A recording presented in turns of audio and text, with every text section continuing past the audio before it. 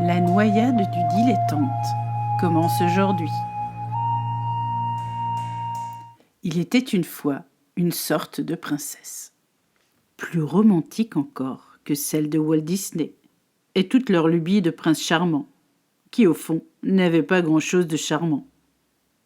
Il faut dire que la vision de l'élégance et du fashionista de base n'avait rien à envier à notre prince du moment. Celui qui aujourd'hui allait se présenter à la porte de notre belle et romantique princesse des eaux et du partage des vies sur son petit royaume. Mais alors, tout petit royaume. En effet, elle résidait dans une grande et non moins merveilleuse maison de 3 étages et demi. Et oui, et demi, car son nom de femme se composait uniquement de 3 syllabes.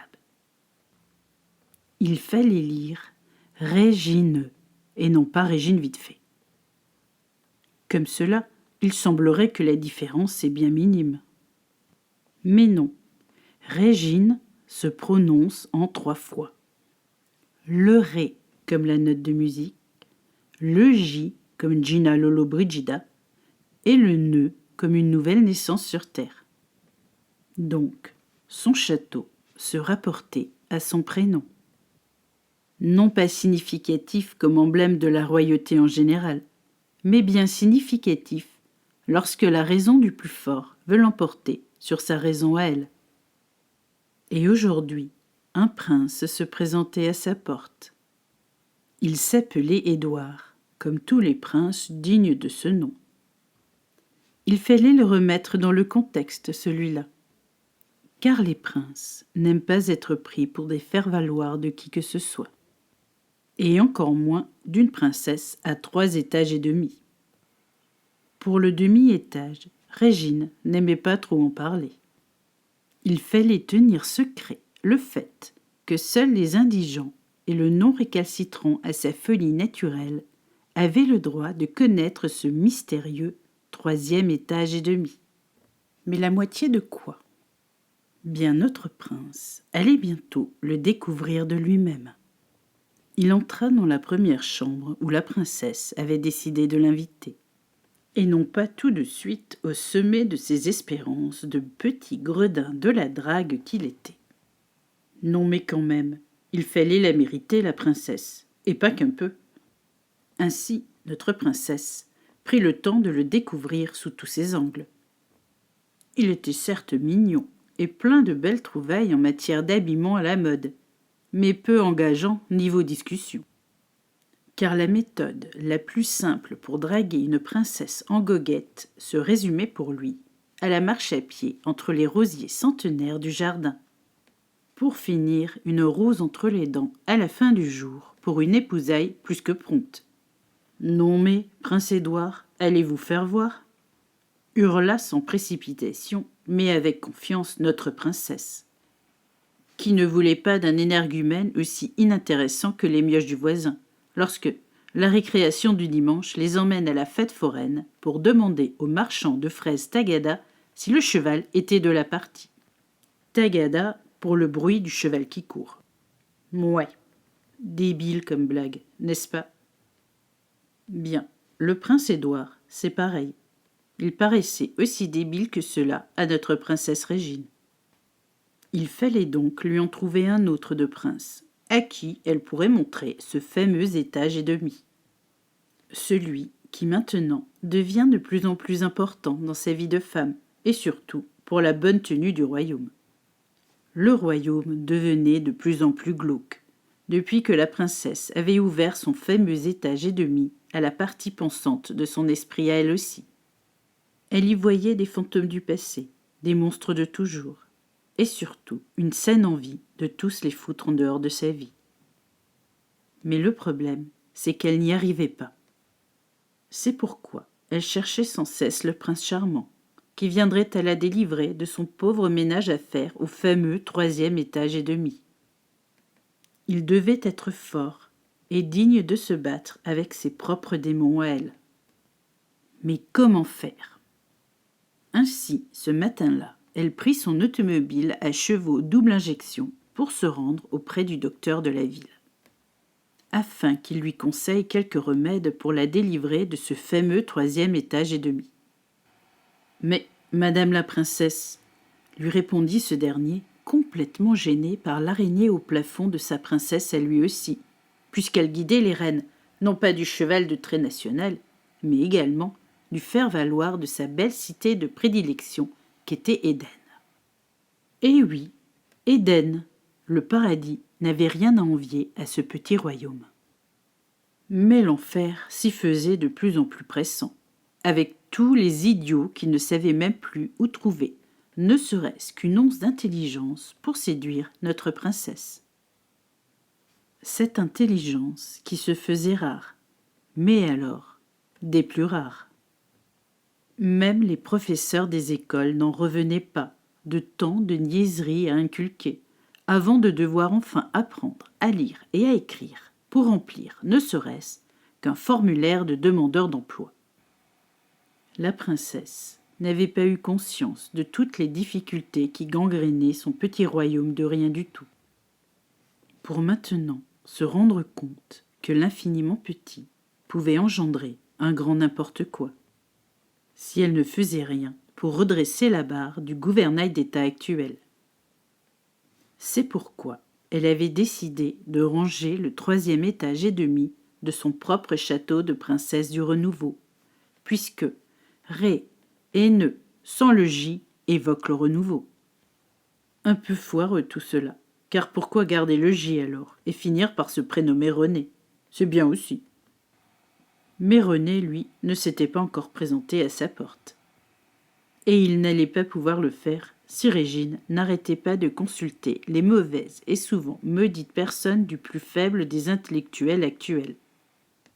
Elle avait trop laissé son bateau de la culture locale et internationale à l'abandon pour maintenant en payer les frais. Et la facture était plus que lourde. Pas une seule once d'économie à garder pour ce faire. Le désespoir la rongeait jour après jour, jusqu'à hier, où un livreur de style Amazon lui donna une drôle de missive. Une espèce de carte postale de son frère Gabriel, qui se promenait encore en petite tenue, lui, sur les plages de la Vertu du palais d'Avent. Là où son père les avait pourtant instruits à l'origine, sur le devenir de l'humanité si personne n'y prenait garde. Son petit frère n'était guère enchanté de son statut de prince. Il préféra largement, lorsque sa sœur prit enfin la succession du patriarche, aller se baigner dans la luxure et les volutes du monde du spectacle actuel. Il avait omis pourtant d'attacher son nom d'homme éclairé au panneau qui indiquait sa maison d'édition du livre sans gloire, puisque sans succès, s'il n'en avait rien à faire. L'argent coulait à flot jusqu'à maintenant. Il fallait uniquement gérer le comptable, qui comptait toujours sans s'affoler, jusqu'à hier et évidemment aujourd'hui. La forêt de billets de banque venait de brûler sur le front d'une économie de guerre menée par sa sœur la princesse. Elle lui signifiait que la rêvasserie s'était finie et qu'il fallait maintenant rentrer au bercail pour remettre de l'ordre là-dedans. Mais Gabriel, comme beaucoup de dilettantes fortunées de son rang et surtout de sa paresse, n'en revenait pas d'une telle décision. Il préféra se rendre aux antipodes de son royaume de naissance pour fuir sa sœur la princesse et reine, puisque Régine le faisait ainsi depuis sa naissance, et ce nom bien étrange au demeurant. Reine de quoi? Se demandait-elle souvent, avant d'ouvrir un paquet de chips chocolat qui allait lui donner la nausée, pour ne surtout jamais devenir reine de quoi ou de qui que ce soit. Mais là, l'urgence et l'état du royaume lui demandaient beaucoup de travail sur elle pour enfin se délier de ce fameux 3e étage et demi. Celui qui l'empêchait de revenir à la raison, non pas du dilettante amateur d'art en tout genre et en rien du tout à la fin, mais pour devenir une de ces femmes qui sait que son avenir est lié au royaume tout entier, sans qu'elle ne l'ait jamais vraiment su. Et c'est là que Gabriel dut rentrer à la maison. En effet, son ami de longue date, Azraël, comme le chat de Gargamel, un fan des Schtroumpfs sûrement, le patriarche de celui-là, lui demanda d'aller chercher sa sœur, pour lui montrer dans quel état il se trouvait au fond de ce 3e étage et demi, lui aussi. Mais qu'est-ce qu'ils avaient donc tous avec cet étage et demi ? Se demandait Gabriel, aussi curieux qu'un chien malfamé, pour ainsi trouver où se cachait la souris qui lui pourrissait ses journées. Mais bon, il ne s'appelait ni Tom, et Jerry était bien trop maligne pour se faire avoir. Alors, comment aider sa sœur sans soi-même devenir maniaque du rangement du 3e étage et demi, dont il n'avait manifestement pas conscience, lui ? Gabriel rangea ses slips bariolés et ses habits de printemps éternel dans son attaché-case nouveau. Celui qui, lui aussi, allait le remettre en état de marche sur le monde nouveau, du moins dans son royaume de petite envergure, dont sa sœur, la princesse Régine, se rêvait en sauveteuse de l'humanité à présent. « Va falloir la calmer », se disait-il. Et peut-être qu'en rangeant son cabinet des horreurs personnelles, là-haut, au 3e étage et demi, elle retrouverait un peu de calme intérieur pour revenir à la raison. Mais rien de tout cela se produisit, car la princesse venait enfin de trouver son prince charmant, le fameux Frédéric, dont les initiales se composaient du Fré, du D et du RI et du C. 3 étages et demi, si l'on compte bien, car notre princesse aimait bien s'arranger des bonnes choses pour elle, et celui-là lui prédisait de bonnes choses en retour. Il fallait donc le garder. Et c'est ce qu'elle fit, en lui montrant direct son dernier et demi-étage de trop, selon elle. Mais alors là, quelle drôle d'aventure ! Car, au lieu de ranger à la manière d'une Cendrillon sans gêne ni repos pour la tâche ménagère, il se mit à s'asseoir en face de chaque monstre, pour le contempler, le regarder, lui raconter une drôle d'histoire au sujet du matin nouveau et des régions à découvrir dans le sous-sol d'une cave encore inexistante. « Mais il est fou, ma parole, celui-là », se disait encore la princesse. « Mais bon, il me plaît bien. Sa folie ressemble à la mienne. Alors, dirigeons-nous vers la sortie de route à 2, s'il le faut. » Mais ce n'est pas une sortie de route qui se mit à les rendre invalides, ou encore plus dyslexiques de leur propre histoire de vie. Mais au contraire, ils découvrirent la route du bonheur. Bon, pas aussi simple que cela, et pleine d'embûches de toutes les sortes. Comme ce fameux 3e étage et demi. Celui qui maintenant se transformait peu à peu en étage supplémentaire et beaucoup plus grand que les 3 autres. Ils y rangèrent leurs affaires du renouveau, comme la valise du soigneur intergalactique, enfin interminable, lorsque les âmes du royaume se confiaient à son petit cœur, prêt à entendre n'importe quoi, tant que cela était vrai de sens et de bonne foi pour les âmes en présence devant lui. Il lui fallait parfois appeler la princesse, pour en étudier un cas qui s'apparentait à quelque chose de plus spécial, en provenance du 3e étage aussi de ce fameux ami Azraël. Ce dernier, qui en voyant la lumière, s'installa aussi sur le divan du renouveau, oubliant ainsi qu'il restait un archange du bonheur raté, ou plutôt mort comme un con, face à une montagne de bêtises sur les marchés du réel de la mort actuelle, lorsque la fin de journée se traduisait par une envie de burger aux hormones, avant de peut-être éventuellement regarder la soirée maquillage sous forme de contours délirants à la télé. Il en avait marre, lui aussi, et se mit à rêver de plus grand, quand il se rendit compte que son 3e étage et demi était relié à celui de la princesse. Et cela, par la porte du doute inhérent à leur pauvre conscience de l'importance d'une telle vie dans ce tout petit royaume qui était le leur. Mais heureusement que Gabriel arrivait, pour remettre du sens et de l'ordre dans tout cela. Car, comme d'habitude, la vérité était passée par là. Pour l'informer que son compte en banque avait besoin d'une princesse comme Régine, et de son alter ego nouveau, qu'était Azraël. Cette fameuse conscience qui allait les réunir à nouveau devant une sorte de challenge à l'américaine. Car comment conquérir le monde de ses bienfaits lorsque la pointe du navire coule de l'avant? Bien, en empruntant le yacht édulcoré, mais plein de rouages encore fonctionnels de notre bon et beau Gabriel. Il devait maintenant servir de figure de proue internationale pour faire en sorte de promouvoir la nouvelle philosophie de notre chère princesse. Et cela, en dehors de son propre royaume de contes de fées, qui maintenant allait en ouvrir des portes.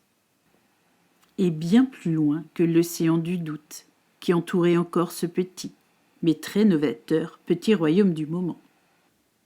Ainsi, les concitoyens du royaume se mirent en recherche du nouveau brassard de capitaine de bateau pour le donner à Azraël.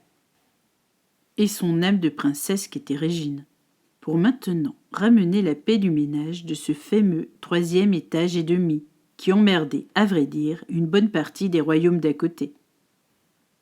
Il aura donc fallu d'une sorte de prince décadent au possible, par son ignorance intellectuelle, pour mettre du plomb dans la cervelle de notre princesse. Et l'envoyer au plus près de l'ignorant, pour lui dire d'arrêter de faire le ménage du trident de la fermière à cerveau, qui nous sert parfois de mère au quotidien, pour maintenant faire le ménage par nous-mêmes et dans la bonne voiture, s'il vous plaît. Celle qui emprunte la route du bonheur, parsemée d'embûches évidents, mais si réconciliable avec le futur, au lieu de l'autoroute du n'importe quoi actuel. Voilà, l'histoire s'achève ainsi. Entre une princesse en manque d'idées pour ne plus revenir en arrière, et une âme ou un alter ego en manque d'idées pour ne surtout plus connaître l'oubli qu'il a ainsi vécu bien trop longtemps, au fond de ce fameux 3e étage et demi. Il fallait que je vous dise que cette histoire est dédicacée à mon nettoyeur de 3e étage et demi premier, celui qui un jour me raconta un conte sans queue ni tête pour moi, jusqu'à aujourd'hui. Enfin, presque 3 ans pour comprendre ce qu'il me voulait. Merci pour la leçon et l'amorce du petit aspirateur qui époussait encore mon petit coin d'ombre, sans jamais vraiment tout comprendre à la fois. Mais cela viendra bien un jour, et toujours en temps et en heure. Merci à lui, et bien sûr au prince du 3e étage et demi, qui maintenant s'est installé à demeure et ad vitam, il me semble. Je rigole, mais c'est pas tout ça, il me reste une bouteille. Enfin, 2 bouteilles de champagne à déboucher dans les jours qui viennent. Alors, je vous laisse pour acheter les petits fours qui vont bien. Et surtout, la nouvelle tirette de mon vieil attaché case, qui maintenant sert à transporter tout ce que Gabriel me réclame sans fin. Mais bon, je m'y attendais. Celui-là, il a toujours besoin d'un temps de démarrage avant de prendre les choses en main sérieusement. Et là, il s'impatiente. Alors, à la semaine prochaine, pour une histoire de bouchon de champagne en mode campagne et surtout bien arrosé à la liqueur de fraise du coin.